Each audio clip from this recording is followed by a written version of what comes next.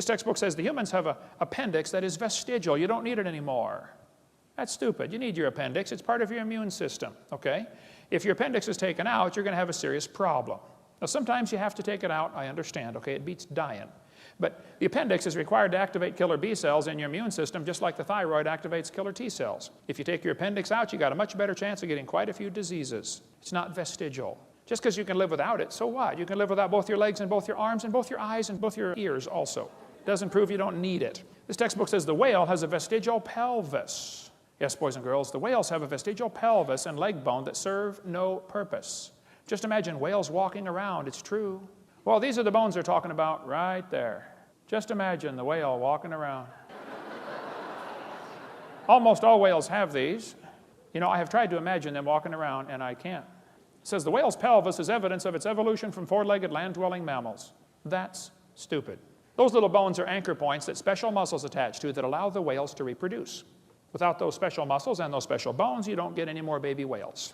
We've got in our museum in Florida a 15.5-foot python snake skin. If you look at the south end of that snake skin, it's got two little claws attached to little tiny bones that go up inside the snake's body. Come down and see it, Pensacola, Florida. Textbook says these are rudimentary hind legs of a python snake. Reduced hind legs. That's stupid. Those little claws are used in mating, okay? The snake doesn't have any arms, all right? And you can't talk and say, scoot over, honey.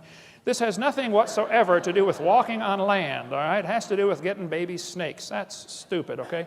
Get that out of the book. Textbook says humans have a tailbone that is of no apparent use.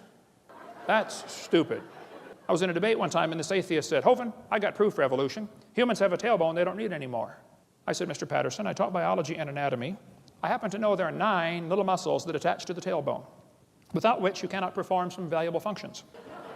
I won't tell you what they all are, but trust me, you need those muscles. I said, Mr. Patterson, if you believe the tailbone is vestigial, I, Kent Hovind, will pay to have yours removed. Bend over.